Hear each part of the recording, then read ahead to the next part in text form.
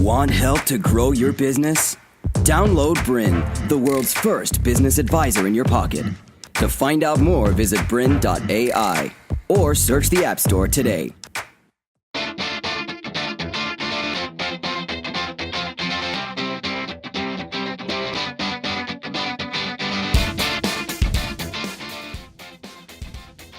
Hi, I'm Beaumont, founder and CEO of Business Blueprint, and welcome to this brand new series called Build My Brand. What we're going to be doing is going deep on the subject of branding and showing you how to successfully build a brand for your small business. Joining me here in the studio is international branding expert Debbie O'Connor, and this is going to be the first of many interviews we're going to be doing together where we're going to be going deep on this very subject. Now, the topic for this presentation is what is branding and how to develop your brand strategy. Now, there's a reason why we're starting here as the first episode in our series, and I'm now going to introduce you to Debbie, and she's going to tell you why branding is so important. Debbie, thanks for joining us. Thanks for having me, Dal. All right, so the first question is, why is branding so important to any successful business? Well, branding is so much more than a logo. People just assume that once you have a logo, you have a brand. However, if you build a brand, you then have a lot more impact. You have a reason for people to use you, a reason to get in front of them. And when you have your clients constantly using your business, you have more customers, you have repeat business, and you also have customer loyalty, which means that your competitors don't have as much of a say in your running of your business.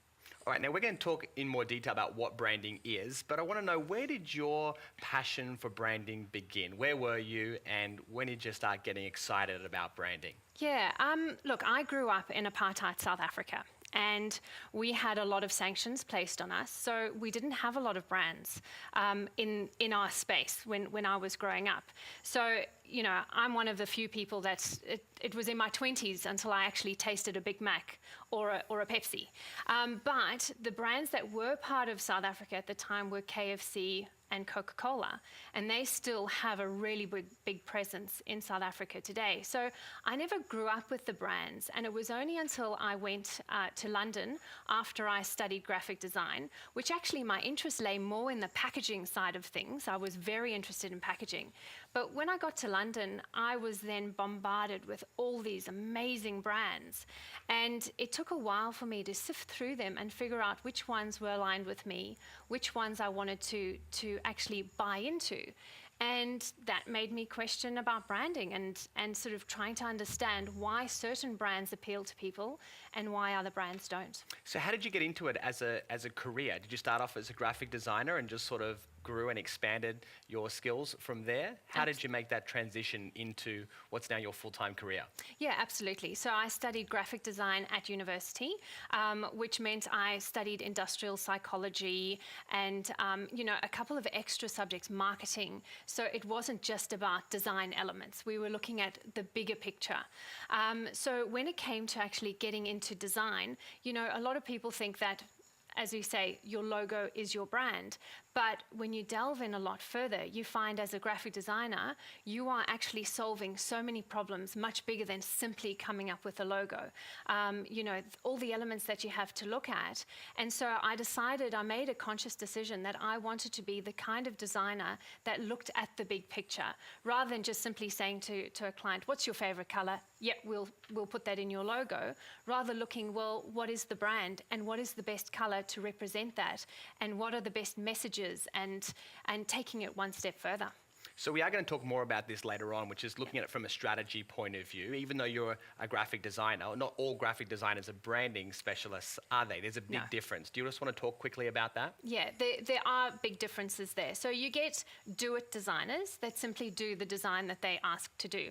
And then you get thinking designers, and they seem to come more from the strategy aspect. So developing a brand with strategy, looking at it with longevity and how it's going to be placed in all different media. You know, no longer is our world revolved around print. We have a whole online presence, and it's being able to look at that. Suddenly when you go online, there's a lot more of a voice that has to happen with the brand as well. So we really do think about every aspect of how the brand is going to touch the customer and create an experience. Okay, great. Now I want to talk about some of the companies that you work with over the years, originally from South Africa, then obviously done a lot of work in London, in Australia as well, and now you've traveled to many countries around the world. What are some of the companies that you've worked with over the last few years, and talk to us about some of your success stories? Okay, so we've worked with, being a small boutique studio, we have the luxury of being able to work with clients that we want to work with and who we truly believe in. So that's a bit of a privilege, I think. We've worked with larger corporates. We have worked with small business, so SMEs, where we're just designing their collateral, that type of thing. We also work with a lot of people who are wanting to develop their personal brand, which is a whole new area that is starting to really grow. And, you know, small, large businesses, from tradies, home-based businesses, through to the bigger corporates. So when we're looking at the type of clients that we work with, it really is diverse. Okay, and can you give us some examples of some of the different types of businesses that you have worked with? Yeah, absolutely. So we have done billboards, for example, billboards and complete bus wraps for the likes of Acer Computers. We've also designed a cookbook for the Michelle Bridges 12-week body transformation. And for those people who don't know Michelle Bridges, she is one of the trainers on The Biggest Loser in Australia, and she has a whole brand that relates to her as well. So this particular cookbook was designed to celebrate their 5 years in business. And we were able to produce the whole thing on brand for them so that they could use it as a marketing tool. We also do personal brand, as I mentioned before. This particular client is actually a Telstra Business Award finalist, Women in Business Award finalist, which is in Australia is quite a big thing as well. So being able to develop a personal brand in that sense for someone like that is fantastic. And then we work with Westfield and a lot of their retailers as well. Okay, now tell me just quickly, we'll go into branding in just after a short break, but personal branding, we've mentioned that a couple of times already. Let's kind of separate that out. What do you mean by personal branding? Okay, so personal branding is quite different to a business brand. A business brand can run on its own without an individual behind it, whereas a personal brand is where someone like Oprah or Richard Branson, they have their own personal brand. They also have their company brands as well, but they are a brand unto themselves. And so being able to develop a brand that really relates to their core values, their ethics, their morals, and everything really comes together around their brand or their personality, it means that they can stand alone on their own without having to be attached to their company as well. All right, fantastic. We're going to take a short break, and when we get back, we're going to go into a lot more detail about what branding is. We're going to talk about what branding is not. We're also going to go through some quotes from many successful entrepreneurs, including Richard Branson, in terms of what they say about branding. And then we're also going to be talking about why it's so important to have a brand strategy before you actually get started and rush out and do all the other things, which we'll cover later on in this series. So we'll take a short break, back in a moment.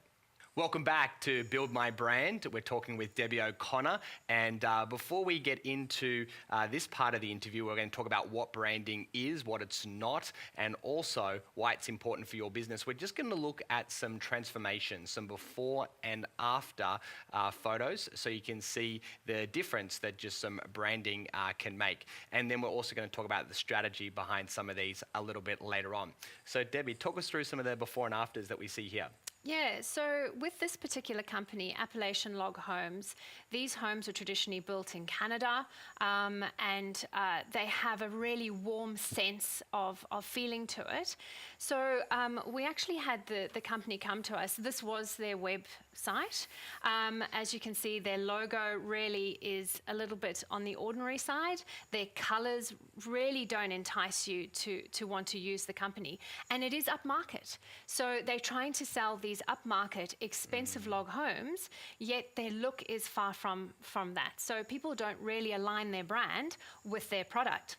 So if we look at how we've rebranded it, we've actually made one of the homes the hero focus. And this would be a rotating image that goes through a number of their different examples.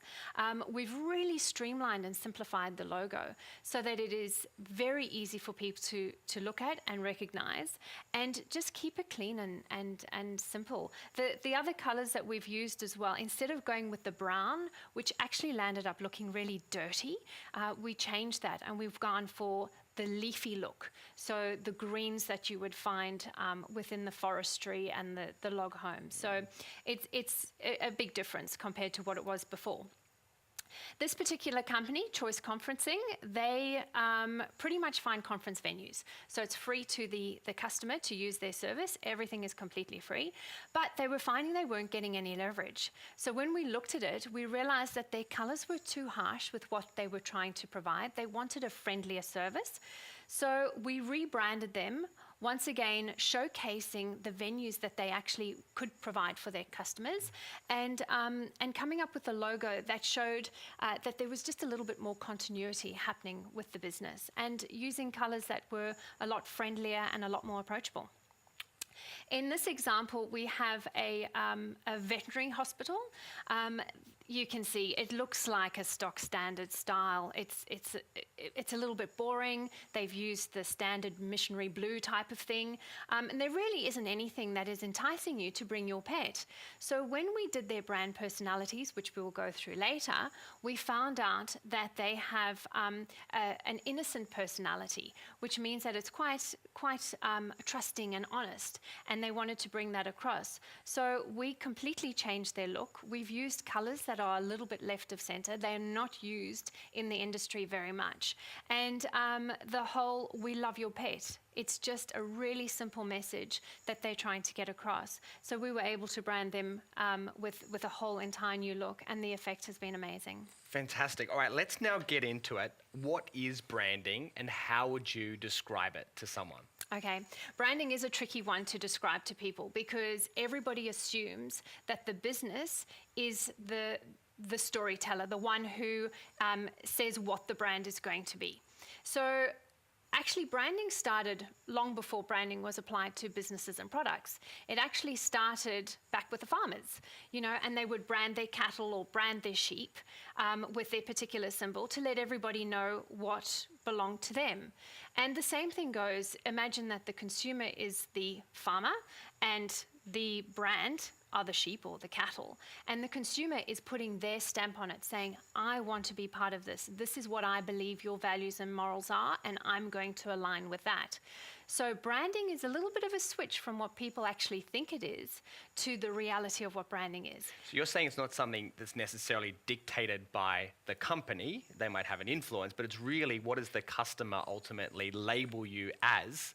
That's really your brand, is what other people say about you. Is that what you're That's saying? Exactly what it is. So as the company, you can give the message across as to what you want it to be. But in the end, it's the consumer that will say, yes, they believe that, or no, they won't.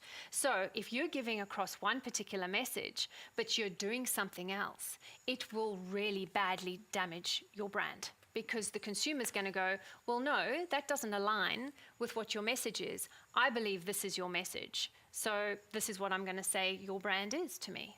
Right, so it's really... To continue enjoying this presentation, download BRiN, the world's first business advisor in your pocket. To find out more, visit BRiN.ai or search the App Store today.